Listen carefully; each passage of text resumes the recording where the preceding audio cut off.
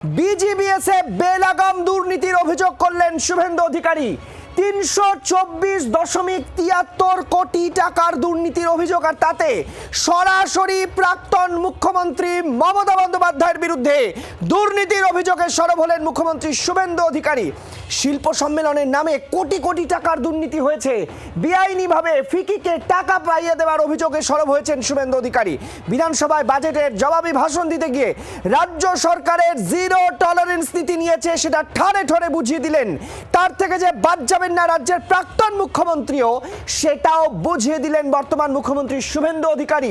কোন চোরকে ছেড়ে কথা বলা হবে না, সব চোরেদের জায়গা হবে জেল, ঠিক যেভাবে হচ্ছে মমতা বন্দ্যোপাধ্যায়ের আমলে সব দুর্নীতির ফাইল খোলা হবে। এমনকি মমতা বন্দ্যোপাধ্যায় তিনি যা করে গেছেন বিজিবিএস নিয়ে, সেটা নাম না করে পরিষ্কারভাবে দাবি করলেন শুভেন্দু অধিকারী। কি বললেন শুনুন। আপনার নেত্রী কি কি করেছে কাণ্ড কারখানা দেখবেন, বিজিবিএস দেখবেন। খুব বড় বড় কথা বলেন না। এই ৩২৪.৭৩ কোটি টাকা ফিকিকে দিয়েছেন, দেখবেন প্রাক্তন মুখ্যমন্ত্রী মমতা ব্যানার্জি, প্রাক্তন মুখ্যমন্ত্রী দেখবেন নাকি? প্রাক্তন মুখ্যমন্ত্রীর সই দেখবেন নাকি? ৩২৪ কোটি, এ তো হিমশৈলের চূড়া মাত্র। কমলাক্ষ ভট্টাচার্য আমাদের সঙ্গে এই মুহূর্তে টেলিফোন লাইনে রয়েছেন। কমলাক্ষ, আমার তো পরিষ্কার মনে পড়ছে জগদীপ ধনকর তিনি যখন এই রাজ্যের রাজ্যপাল ছিলেন তখন থেকে বিজিবিএস নিয়ে দুর্নীতির অভিযোগে সরব হয়েছিলেন। এমনকি এবার শুভেন্দু অধিকারীও পরিষ্কার বলে দিলেন প্রায় ৩২৪ কোটি টাকারও বেশি দুর্নীতির অভিযোগ সই করেছিলেন মমতা বন্দ্যোপাধ্যায়। একেবারেই আজকে তীব্র আক্রমণাত্মক রাজ্যের মুখ্যমন্ত্রী শুভেন্দু অধিকারী এবং প্রাক্তন মুখ্যমন্ত্রীর বিরুদ্ধে তার তীব্র আক্রমণ আমরা দেখতে পেলাম। এবং সীমাহীন যে দুর্নীতি, সেই দুর্নীতির ফাইল একের পর এক খোলা হবে। সবে মাত্র শুরু হয়েছে, এখনো অনেক হিসেব বাকি। আজকে শুভেন্দু অধিকারী তার বক্তব্যে স্পষ্ট আজকে বিধানসভায় একেবারে সরাসরি প্রাক্তন মুখ্যমন্ত্রী মমতা বন্দ্যোপাধ্যায়ের সই দেখিয়ে তিনি বিজিবিএসে শিল্প সম্মেলন নামে যে কোটি কোটি টাকার দুর্নীতি হয়েছে, ৩২৪.৭৩ কোটি টাকার দুর্নীতি, বেআইনি ভাবে ফিকিকে সেই টাকা দেওয়ার অভিযোগ সরাসরি আজকে প্রাক্তন মুখ্যমন্ত্রী সই দেখিয়ে আজকে বর্তমান মুখ্যমন্ত্রী সেই অভিযোগ আনলেন। এবং সমস্ত কিছুর ক্ষেত্রে জিরো টলারেন্স নীতি নেওয়া হবে সরকারের তরফ থেকে।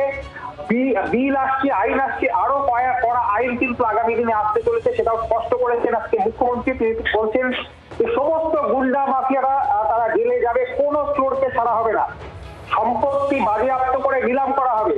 একেবারে তিনি বলছেন যে হরিশ চ্যাটার্জি স্ট্রিটের অট্টালিকা নিলামে তুলে সেখানে উড়াল পুলের নিচে যারা বাস করে তাদেরকে রাখা হবে। বুঝতেই পারছো কি ধরনের আক্রমণাত্মক আজকে মুখ্যমন্ত্রীর বক্তব্যে আমরা পাচ্ছি। এবং তার সঙ্গে সঙ্গে সমস্ত নির্যাতন অর্থাৎ নারী নির্যাতন ইস্যুতেও কিন্তু তার যে একের পর এক ফাইল খোলা হবে।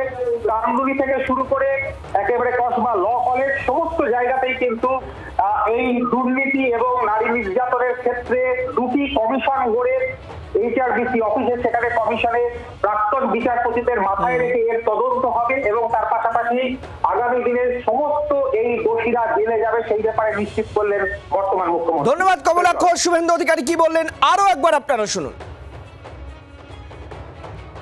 কি কি করেছে কাণ্ড কারখানা দেখবেন, বিজিবিএস দেখবেন। খুব বড় বড় কথা বলেন না। এই ৩২৪.৭৩ কোটি টাকা ফিকিকে দিয়েছেন, দেখবেন প্রাক্তন মুখ্যমন্ত্রী মমতা ব্যানার্জি, প্রাক্তন মুখ্যমন্ত্রী দেখবেন নাকি? প্রাক্তন মুখ্যমন্ত্রীর সই দেখবেন নাকি? ৩২৪ কোটি, এ তো হিমশৈলের চূড়া মাত্র। হাইকোর্ট করে লোক ভবনে ঢুক। আমাদের সঙ্গে এই মুহূর্তে আলোচনায় যোগ দিয়েছেন রাজনৈতিক বিশ্লেষক সম্বিত পাল। আপনাকে স্বাগত জি ২৪ ঘন্টায়। জানতে চাইবো, শুভেন্দু অধিকারী এটা পরিষ্কার বুঝিয়ে দিতে চাইছেন প্রাক্তন মুখ্যমন্ত্রী হলেও আইনের ঊর্ধ্বে কেউ নন, দুর্নীতি করলে ছেড়ে কথা বলা হবে না। একদম, কারণ বিজেপি যে ইস্যুগুলো সামনে রেখে এই নির্বাচনে লড়েছে এবং তারা ক্ষমতায় এসেছে, তার মধ্যে অন্যতম ইস্যু হচ্ছে দুর্নীতি। এবং যখন একজন মুখ্যমন্ত্রী তিনি বিধানসভার মধ্যে দাঁড়িয়ে প্রাক্তন মুখ্যমন্ত্রীর নাম নিয়ে সংখ্যা উল্লেখ করে এবং নথি দেখিয়ে মমতা বন্দ্যোপাধ্যায়ের সই দেখিয়ে তিনি যখন দাবি করছেন যে এই বেঙ্গল বিজনেস সামিট নিয়ে একটা কোনো দুর্নীতি হয়েছে, তার গুরুত্ব অনেক। কারণ আমাদের মনে রাখতে হবে যে একজন মুখ্যমন্ত্রী তিনি যখন বিধানসভার ভেতরে ফ্লোরে দাঁড়িয়ে এরকম ধরনের অভিযোগ করছেন, সেটা অত্যন্ত গুরুত্বপূর্ণ এবং আশা করা যায় যে এই সরকার সেটা যথাযথ তদন্ত করবে। ইতিমধ্যেই এই ইভেন্টটাকে নিয়ে ইভেন্ট ম্যানেজমেন্ট যে সংস্থা তাদের বিরুদ্ধে অভিযোগ উঠেছে এবং সেখানেও প্রায় 635 কোটি টাকা ব্যয় করা হয়েছে, সেটার একটা তদন্ত চলছে। আশা করা যাবে যে এই সরকার প্রত্যেকটি দুর্নীতির তদন্ত যথাযথভাবে করবে। একটা বিষয় পরিষ্কার, বিরাট ঘটা করে বড় বড় শিল্পপতিদের নিয়ে এসে এই যে কোটি কোটি টাকা রাজ্যবাসীর টাকা খরচ হতো, এতদিনে রাজ্যের মানুষ জানতে পারছেন এই টাকায় আসলে মৎস্য ফুর্তি হতো। না, এই অভিযোগ তো বহুদিন ধরেই ছিল এবং বিরোধীরা সেই সময়ও এই অভিযোগ করেছেন এবং আমরাও এই নিয়ে আলোচনা করেছি যে এতগুলো এডিশন হয়েছে প্রায় 2015 থেকে প্রায় প্রতি বছর এই শিল্প সম্মেলন হয়েছে, কিন্তু তার ফলশ্রুতি হিসাবে কত ইনভেস্টমেন্ট এসছে তার শ্বেতপত্র বিভিন্নভাবে বিভিন্ন রকম ভাবে প্রজেক্ট করা হয়েছে, কিন্তু তার ফলাফল আমরা সত্যি কিন্তু অন গ্রাউন্ড দেখতে পাইনি যে কত কর্মসংস্থান তৈরি হয়েছে এত টাকা খরচ করে। যদি এবং সেটা আপনি যেটা সঠিকভাবেই বললেন যে মানুষের করের টাকা সেটা খরচ হয়েছে, কিন্তু তার ফলে কত কর্মসংস্থান হয়েছে তার কিন্তু কোনো হিসেব কখনোই পূর্বতন সরকার তারা কিন্তু ঠিকমতো দেয়নি। এবং তার ওপরে এই দুর্নীতির কথা আসছে। কাজেই দুটো জিনিস আমাদেরকে মাথায় রাখতে হবে। একটা তো হচ্ছে যে এই যে সম্মেলন সেটা অনুষ্ঠিত করার জন্য যে ধরনের দুর্নীতি হয়েছে সেটার একটা তদন্ত, এবং এই শিল্প সম্মেলনের ফলে কত ইনভেস্টমেন্ট আদৌ এসছে, আদৌ সেখানে কর্মসংস্থান হয়েছে কিনা সেটাও কিন্তু এই সরকারের উচিত সেইটাকেও প্রকাশ্যে আনা এবং দেখানো যে সত্যি এত টাকার বিনিময়ে আমাদের পশ্চিমবঙ্গের মানুষ ঠিক কতটা পেয়েছেন এই শিল্প সম্মেলন থেকে।